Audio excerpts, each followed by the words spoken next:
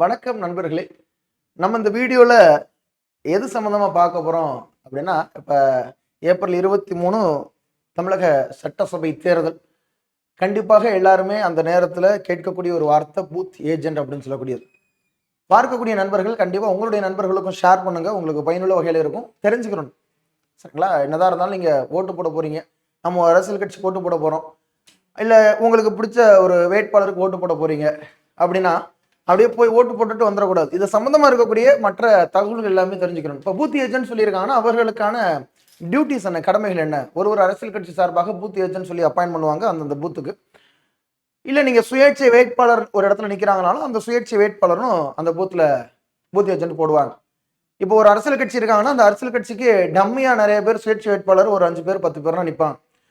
5 பேர் இருக்கான்னு வச்சுக்கல, அந்த 5 பேரும் பூத் ஏஜென்ட் போடுவாங்க. அப்ப பாருங்க அந்த 5 பேருமே அந்த அரசியல் கட்சிக்கு வேலை பார்க்குறவங்களாவும் மாறுவாங்க. அந்த மாதிரி நிறைய இருக்கும். ஒரு அரசியல் கட்சி இருக்காங்கன்னா அந்த அரசியல் கட்சி சார்பாக நிறைய பேர் சுயேட்சையா நிப்பாட்டிட்டு அந்த ஒரு சுயேட்சைக்கு ஒரு பூத் ஏஜென்ட் அங்கே மொத்தமா 5 பேர் 6 பேர் உட்கார வச்சாரு. அந்த மாதிரிலாம் பண்ணுவாங்க. ஆக மொத்தத்தில் சட்டத்தில் இடம் இருக்கு. சுயேட்சையா இருந்தாலும் அவங்களுக்கு ஒரு பூத் ஏஜென்ட் இருக்கணும் தானே. ஓகே, இந்த பூத் ஏஜென்ட் இருக்கக்கூடிய கடமைகள் என்னென்ன இருக்கு அப்படின்னு சொல்லி பார்த்தா, ரைட், ஃபர்ஸ்ட் மார்க் போல் அப்படின்னு சொல்லி ஒன்று நடத்துவாங்க. மாதிரி வாக்குப்பதிவு. வாக்குப்பதிவு எப்போ ஸ்டார்ட் பண்ண போறாங்களோ, எப்போ போலிங் ஸ்டார்ட் ஆக போகுதோ, அந்த ஓட்டிங் ஸ்டார்ட் ஆகிறதுக்கு 1 ஹவருக்கு முன்னாடி, 1 மணி நேரத்துக்கு முன்னாடி அந்த பூத்துல அரசியல் கட்சி சார்பாக அதிமுக இருக்குன்னா அதிமுக சார்பாக, திமுக இருக்குன்னா திமுக சார்பாக, ஒரு கட்சி சார்பாக பூத் ஏஜென்ட் யார் இருக்காங்களோ ஒரு ஃபார்ம் கொடுத்துருப்பாங்க. சரிங்களா? அந்த ஃபார்ம்ல வந்து நீங்க கரெக்டா எழுதி நீங்க தான் பூத் ஏஜென்ட் அப்படின்னு சொல்லி நீங்க அந்த இடத்துல செக் பண்ணுவாங்க. நீங்க பூத் ஏஜென்டா? ஓகே. அந்த இவிஎம் மிஷின் கரெக்டா இருக்கா, ஒர்க் ஆகுதா, ஏடிஎம்கேல ஓட்டு போட்டா ஏடிஎம்கேல தான் விழுகுதா, டிஎம்கேல ஓட்டு போட்டா டிஎம்கேல தான் விழுகுதா, விவிபேட் கரெக்டா இருக்கா, ஓட்டர்ஸ் வெரிஃபியபிள் பேப்பர் ஆடிட் ட்ரையல்னு சொல்றாங்கல்ல, கரெக்டா நீங்க ஒரு கட்சிக்கு ஓட்டு போடல கரெக்டா வந்து விழுகுதா, அதை செக் பண்ணுவாங்க. அது கண்டிப்பாக செக் பண்ணி காட்டணும். யாருக்கு முன்னாடி? பூத் ஏஜென்ட்டுக்கு முன்னாடி. இது எலெக்ஷன் அந்த போலிங் ஸ்டார்ட் ஆகிறதுக்கு 1 ஹவருக்கு முன்னாடி பண்ணுவாங்க. அது ஒரு எல்லாரையும் ஒரு மாடலுக்கு ஓட்டு போட வைப்பாங்க. நீங்க ஒரு ஓட்டு போடுங்க, நீங்க ஒரு ஓட்டு போடுங்க, நீங்க ஒரு ஓட்டு போடுங்க. இப்போ ஒரு 15 ஓட்டு போலாம் இருக்கா? ஓகே. அடுத்து வந்து கவுண்டிங் பார்ப்பாங்க. ஓகே, எத்தனை பேர் யாருக்கு ஓட்டு போட்டீங்க ஞாபகம் வச்சுக்கிறங்க. பாருங்க, இந்த கட்சிக்கு இவ்வளவு ஓட்டு வந்திருக்கு, இந்த கட்சிக்கு இவ்வளவு ஓட்டு வந்திருக்கு, இவ்வளவு கட்சிக்கு இவ்வளவு ஓட்டு வந்திருக்குன்னு சொல்லி ஃபர்ஸ்ட் பார்ப்பாங்க. இது ஃபர்ஸ்ட். ஓகேவா? இதால கொடுத்துருப்பாங்க ஃபர்ஸ்ட் எடுத்தோடனே. வாக்குப்பதிவு தொடங்குவதற்கு முன்பாகவே குறைந்தது 1 மணி நேரம் முன்பாக வாக்குச்சாவடிக்கு வந்து மாதிரி வாக்குப்பதிவை நேரில் பார்வையிட்டு இயந்திரங்கள் சரியாக வேலை செய்கிறதா என்பதை உறுதி செய்ய வேண்டும். The agent must arrive at the polling station early, usually at least 1 hour before voting start, to witness the mock poll and ensure the EVM VVPAT is working correctly. பாருங்க, EVM electronic voting machine, VVPAT voters verifiable paper audit trail கரெக்டா இருக்கான்னு சொல்லி பார்க்கணும். இது first booth ஏஜென்ட்டுக்கு. அடுத்து second, ஏன்னா கண்டிப்பா நிறைய பேர் தெரிஞ்சுக்கணும். செகண்ட், வெரிஃபியபிங் த பேலட் பாக்ஸ், இயந்திரத்தை சரிபார்த்தல். நான் ஏற்கனவே சேர்த்தே சொல்லிட்டேன். சரிங்களா? என்னன்னா ஃபர்ஸ்ட் ஒரு எக்ஸாம்பிள் எல்லாத்துக்கும் ஒரு ஓட்டு இல்லை 2 ஓட்டு 3 ஓட்டுன்னு சொல்லி போல் பண்ணி பார்த்துருப்பீங்க. அதை எல்லாத்துமே கேன்சல் பண்ணிடுவாங்க. அதை கேன்சல் பண்ணிட்டு அதுக்கப்புறம் சீல் வைப்பாங்க. கரெக்டா சீல் வச்சிருக்காங்களா, அந்த மாடல் ஓட்டு எல்லாத்தையுமே கேன்சல் பண்ணியாச்சா, இப்போ சீல் பண்ணி மறுபடியும் பார்த்தா ஸ்டார்ட் பண்ண போறாங்க அப்படின்னு சொல்லி கரெக்டா நீங்க அதை செக் பண்ணணும். அதற்கப்புறம் தான் ஒரு ஃபார்ம் கொடுப்பாங்க. அந்த ஃபார்மை வந்து நீங்க கையெழுத்து போடணும். அதுக்கப்புறம் தான் அது ஓட்டிங் ஸ்டார்ட் பண்ணுவாங்க. இப்போ மாதிரி வாக்குகளை அழித்துவிட்டு இயந்திரத்தில் கிரீன் பேப்பர் சீல் சரியாக வைக்கப்பட்டுள்ளதா என்பதை சரிபார்த்து அதில் கையெழுத்திட வேண்டும். கண்டிப்பா இங்க போகலையே அங்கே கைட்லைன்ஸ் கொடுப்பாங்க. நிறைய பேர் இப்போ போவாங்க, தெரியாதவங்க தெரிஞ்சுக்கிறங்க. கண்டிப்பா நிறைய பேருக்கு அந்த எக்ஸ்பீரியன்ஸ் இருந்துச்சுன்னா தெரிஞ்சிருக்கும். இதை புதுசா நீங்க பாட்டுக்கு போவீங்க, 4 பேர் உட்காந்துருப்பாங்க, 5 பேர் உட்காந்துருப்பாங்க, பார்ப்பாங்க, இங்க வரிசையன் பகுதின்னு சொல்லுவாங்க, அது அவங்க டிக்கெட்ஸ் இருப்பாங்க, அதுதான் அவங்களுக்கு வேலையோ அப்படின்னு நினைச்சிடக்கூடாது. சரியா? ரைட். அடுத்து ஐடென்டிபிகேஷன் ஆஃப் ஓட்டர்ஸ், வாக்காளர்களை அடையாளம் காணுதல்னு சொல்லுவாங்க. இப்போ ஒரு ஏரியால போலிங் ஸ்டேஷன் இருக்கு. அப்போ நீங்க உள்ள உட்காந்துருக்கீங்க, உங்களுக்கு ஆப்போசிட்ல ஓட்டு போட போறாங்க. இங்க ஓட்டு போட வர்றாங்கன்னா அங்க வாசிப்பாங்க, வரிசை எண் பகுதின்னு சொல்லி வாசிப்பாங்க. அப்ப உங்கள்கிட்டன்னு சொல்லி ஒரு ஓட்டு சாப்பிட்ட வாக்காளர் பட்டியல் இருக்கும். அந்த வாக்காளர் பட்டியலை நீங்க செக் பண்ணி பார்க்கணும். ஓகே, இந்த நம்பர்ல இவர் தான் இருக்காரு, கரெக்ட், ஓகேன்னு சொல்லுவாங்க, சரின்னு சொல்லுவாங்க. ஒருவேளை வேற யாரோ ஒருத்தவங்க வந்திருக்காங்க அப்படின்னா நீங்க சேலஞ்ச் பண்ணலாம். இதற்காக தனியாவே ஒரு வீடியோ நான் போட்டிருப்பேன். சேலஞ்ச் ஓட்டு அப்படின்னு சொல்லக்கூடியது நான் போட்டிருப்பேன். சேலஞ்ச் ஓட்டுனா, இப்போ உங்க ஒரு போலிங் ஸ்டேஷனுக்கு மனோகரன் அப்படின்னு சொல்லி ஒருத்தர் ஓட்டு போட வர்றாரு. அப்போ ஓட்டு போட வரையில மனோகரன் இங்க ரீட் பண்றாங்க. அப்போ உங்களுக்கு தோணுது இவர் இந்த ஊரே கிடையாதுப்பா, இவர் மெட்ராஸ்காரரு, இவர் எப்படி ராமநாதபுரத்துக்கு ஓட்டு போட வந்தார் அப்படின்னு சொல்லி அங்கே இருக்கக்கூடிய பூத் ஏஜென்ட் சேலஞ்ச் பண்ணலாம். அப்போ அங்கே இருக்கக்கூடிய ஆஃபீஸர் என்ன பண்ணுவாங்கன்னா உங்கள்கிட்ட கேட்பாங்க, பூத் ஏஜென்ட்ட கேட்பாங்க, ஏப்பா இவர் மனோகரன் இல்லை, நீங்கள் சேலஞ்ச் பண்ணுறீங்களா? இதை நீங்கள் சேலஞ்ச் பண்ணுறதுனா எங்களுக்கு ஒரு ரூபாய் நீங்கள் அவங்களுக்கு அமௌண்ட் கட்டி என்ன பண்ணுவாங்கன்னா சேலஞ்ச் ஓட் அப்படின்னு சொல்லி ஒன்று சொல்லுவாங்க. சேலஞ்ச் ஓட் அப்படின்னு ஒன்று சொல்லுவாங்க. அவங்கள கூப்பிட்டு செக் பண்ணுவாங்க, ஏப்பா மனோகரம் அவனுக்குள்ள அந்த டாக்குமெண்ட் எல்லாத்தையும் கொடுப்பான் அப்படின்னு சொல்லி செக் பண்ணிட்டு இவர் அந்த பகுதியை சார்ந்தவர் தான், வாக்காளர் பட்டியலில் அவருக்கான பெயர் இருக்கு அப்படின்னு தெரிஞ்சுக்கிட்டாங்கன்னா அவரை ஓட்டு போட விடுவாங்க. அவர்கிட்ட வாங்கின அமௌண்ட் அப்படியே வச்சுக்கிடுவாங்க. ஒருவேளை சேலஞ்ச் ஓட்டை என்ன பண்ணுவாங்கன்னா இவர் மனோகரன் கிடையாது, இவர் கள்ள ஓட்டு போட வந்திருக்காரு அப்படின்னு தெரிஞ்சிருந்தா அங்க இருக்கக்கூடிய போலீஸ் நிற்பாங்க.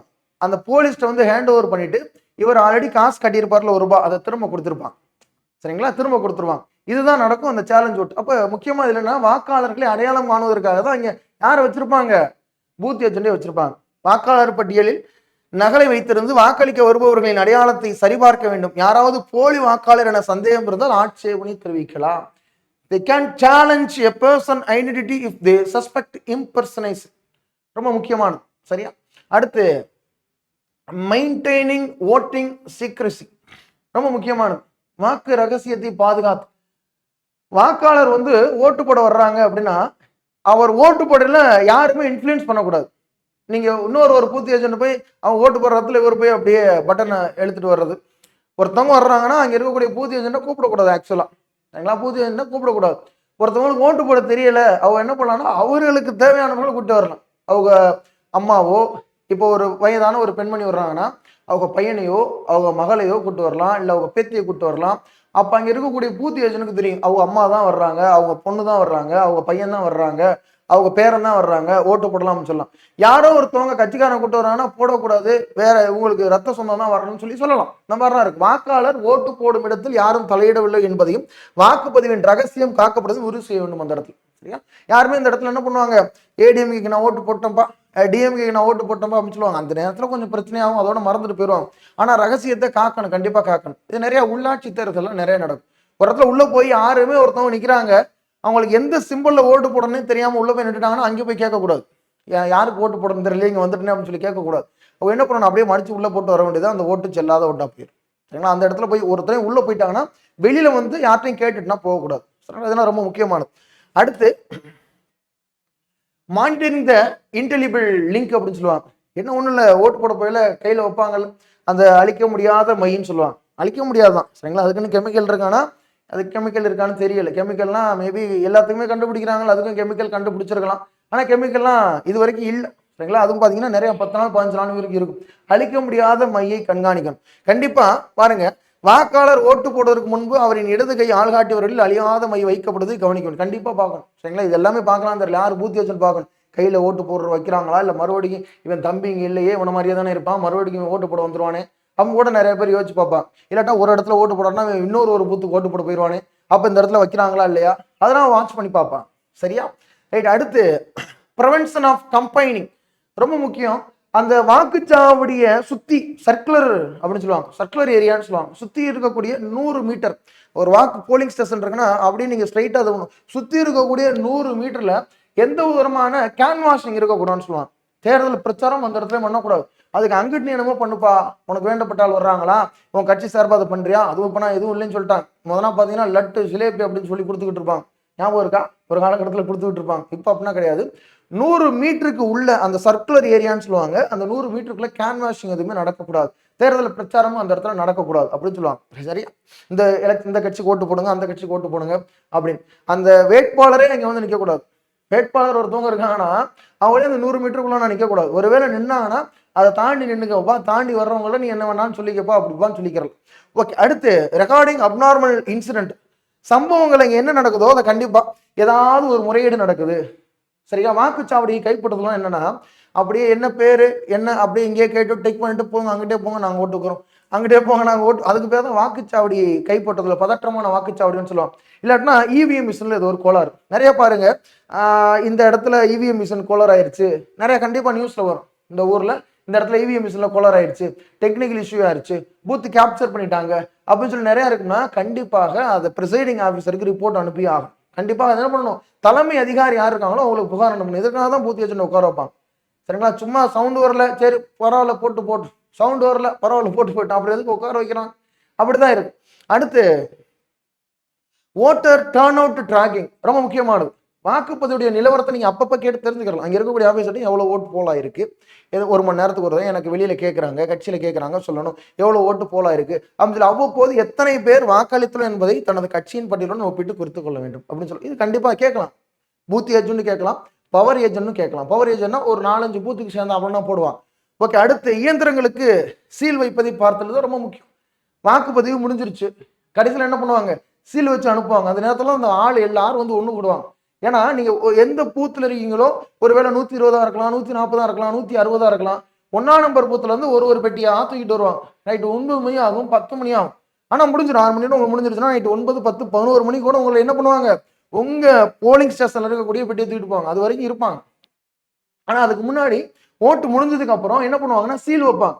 அப்ப சீல் வைக்கிறத நேர்ல பார்க்க ஓகே, அந்த இடத்துல அந்த 17 ஃபார்ம் சொல்றாங்கல்ல, 17C ஆக்சுவலா 17ங்கிற ஃபார்ம் எதுல கண்டுபிடிச்சிருப்பீங்க, எதுல பார்த்திருப்பீங்கன்னா எந்த வேட்பாளருக்கு எந்த சிம்பிள் அலோகேட் பண்ணிருக்கோம் அதுவும் ஃபார்ம் 70ல தான் வரும். எந்த வேட்பாளருக்கு எந்த சிம்பிள் அலோகேட் பண்ணிருக்காங்க அதுவும் ஃபார்ம் 70ல தான் வரும். அந்த ஃபார்ம் 70ல அந்த இடத்துல கையெழுத்து போட்டு வரும். ஓகே, இங்க இவ்வளவு ஓட்டு போல இருக்கு, கையெழுத்து போட்டு வந்துருவாங்க. ஓகேவா? இது ரொம்ப முக்கியமானது. அடுத்து ரைட், வாக்கு கணக்கு நகலை பெறுதல். அன்னைக்கே நீங்க என்ன பண்ணலாம் அப்படின்னா, கண்டிப்பாக உங்க பூத்துல எவ்வளவு ஓட்டு, சரிங்களா, அக்கௌண்ட் ஆஃப் ஓட் ரெக்கார்டட் அப்படின்னு சொல்லுவாங்க. அக்கௌண்ட் ஆஃப் ஓட்ஸ் ரெக்கார்டுன்னு சொல்லுவாங்க. இந்த பூத்துல இவ்வளவு ஓட்டு போலா இருக்கு, எவ்வளவு பேர் ஓட்டு போட்டிருக்காங்க, இந்த ஊர்ல எவ்வளவு ஓட்டு ஒரு 700 ஓட்டு போலா இருக்கு, 1200 ஓட்டு போலா இருக்கு.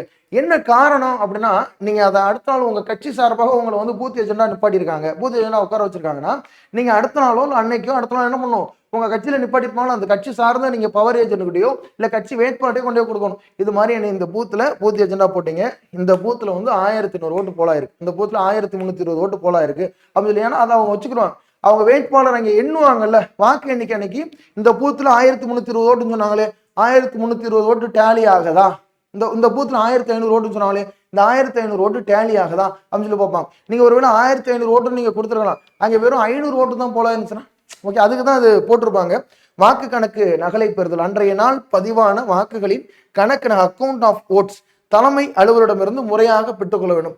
இது வந்து சின்னதா தெரியும், பார்க்கறதுக்கு சின்னதா தெரியும். ஆனா நான் இதுல எவ்வளவு பாயிண்ட் சொன்னேன், 10 பாயிண்ட் சொல்லியிருக்கேன். 10 பாயிண்ட் சொல்லியிருக்கேன். யாருக்கு, பூத் ஏஜென்ட் இருக்கக்கூடியது இந்த வீடியோல மட்டும் 10 பாயிண்ட் சொல்லியிருக்கோம். கண்டிப்பா இந்த வீடியோ உங்களுக்கு பயனுள்ள வகையில இருந்திருக்கும். உங்களுடைய நண்பர்களுக்கும் இதை கண்டிப்பா ஷேர் பண்ணுங்க. பூத் ஏஜென்ட் பத்தி தெரிஞ்சுக்கிற மாதிரி உங்களுக்கு வேற என்ன மாதிரியான டாபிக் சம்பந்தமா உங்களுக்கு வேணுமோ அது தாராளமா நார்மல் கமெண்ட்ல சொல்லுங்க. வரக்கூடிய நாட்கள்ல உங்களுக்கு எடுத்துட்டு வரோம். இப்போ எலெக்ஷன் நேரம்னால இது சம்பந்தமாவே உங்களுக்கு நான் ரெகுலரா போட்டுக்கிட்டு இருக்கேன். எலெக்ஷன் இருக்கிறதுனால இது சம்பந்தமா ரெகுலரா போட்டுருக்கீங்க. அடுத்து வரக்கூடிய நாட்கள்ல என்னென்ன வீடியோ இருக்கோ அதை நம்ம சந்திக்கலாம். அடுத்து வரக்கூடிய வீடியோல உங்களுக்கு தேவையானதை கண்டிப்பா நான் கொண்டு வரேன். உங்களுக்கு எலெக்ஷன் சம்பந்தமா இல்லாட்டினாலும் சப்ஜெக்ட்ல எது வேணுமோ அதையும் நீங்க சொன்னாதான் எனக்கும் தெரியும். ஓகேவா? Okay, thank you all. யார் யார் பார்த்துக்கிட்டு இருக்கீங்களோ சேனலை சப்ஸ்கிரைப் பண்ணி வச்சுக்கிறோங்க. உங்க நண்பர்களுக்கும் மறக்காம ஷேர் பண்ணுங்க. நன்றி, வணக்கம், வாழ்க வளமுடன். நன்றி.